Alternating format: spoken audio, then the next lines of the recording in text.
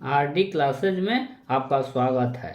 Heading आप देख ही रहे हैं। हम इससे पहले 28 नंबर प्रश्न तक कर चुके थे। आज 29वां प्रश्न है। इस वीडियो में 29वां प्रश्न हम लोग कर रहे हैं।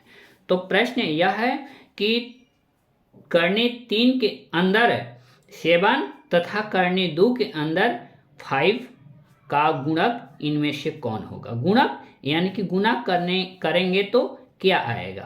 ऑप्शन आप लोग देख ही रहे हैं। तो जब भी इस प्रकार का प्रश्न रहे तो हम लोग पहले क्या करते हैं कि प्रश्न को लिख लेते हैं। प्रश्न को लिखेंगे तो इस प्रकार का प्रश्न है।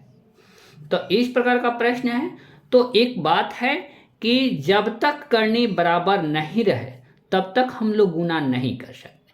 करनी को बराबर करने के लिए कुछ नियम का प्रयोग हम लोग करेंगे। तो घात के नियम में हम एक नियम बताए थे इस प्रकार का कि यदि कोई नंबर इस प्रकार से रहे तो हम लोग ऐसे 5 के घात के रूप में लिख सकते हैं, 5 के घात 1/2। और यदि इस प्रकार का रहे तो इस तरह से हम लोग घात के रूप में लिख सकते हैं। और हाँ, एक बात ध्यान रखिएगा कि यदि कुछ भी यहाँ नंबर ना रहे तो वहाँ पर 2 समझना चाहिए।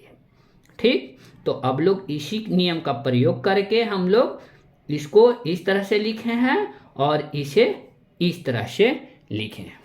अब हम लोग क्या करेंगे कि घातांक मान जो हर है, घातांक में हर, उसको हम लोग लघुत्तम कर देंगे। घातांक के हरों का लघुत्तम काटेंगे तो 6 आएगा।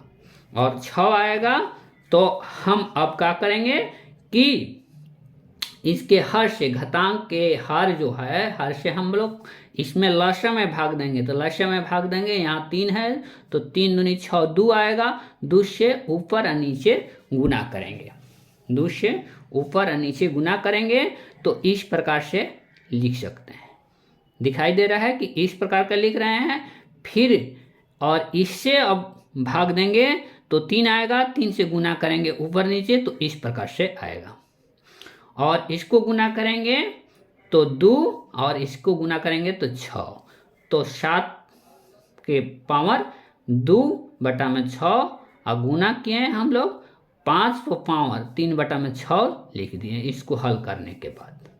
अब इसको पुनः हल करेंगे इस प्रकार से। इस प्रकार से हल करेंगे।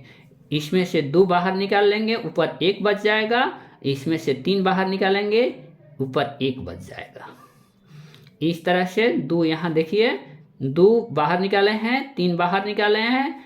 अब हम जानते हैं कि कोई संख्या घात पर घात रहे तभी हम लोग गुना करते हैं।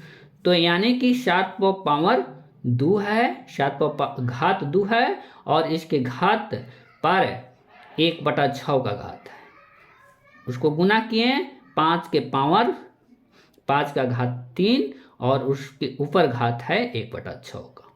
तो इस तरह से इसमें घात 2 है, 7 पर घात 2 है तो हम लोग 7 में 7 से गुना किए तो 7 7 49 आ गया।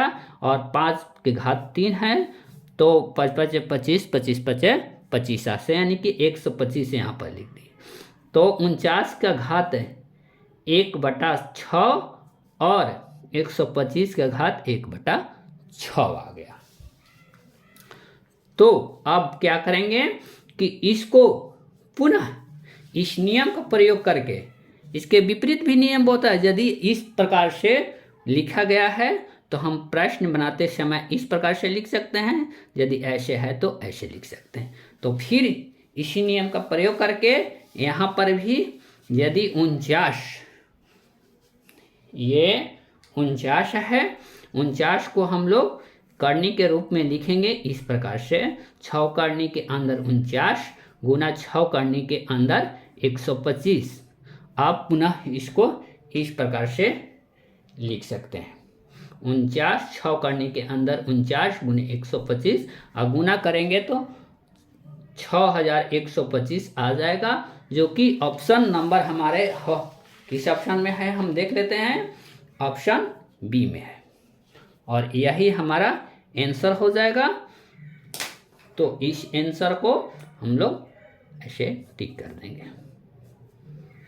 फिर मिलेंगे अगले वीडियो में। तब तक धन्यवाद। तब तक के लिए।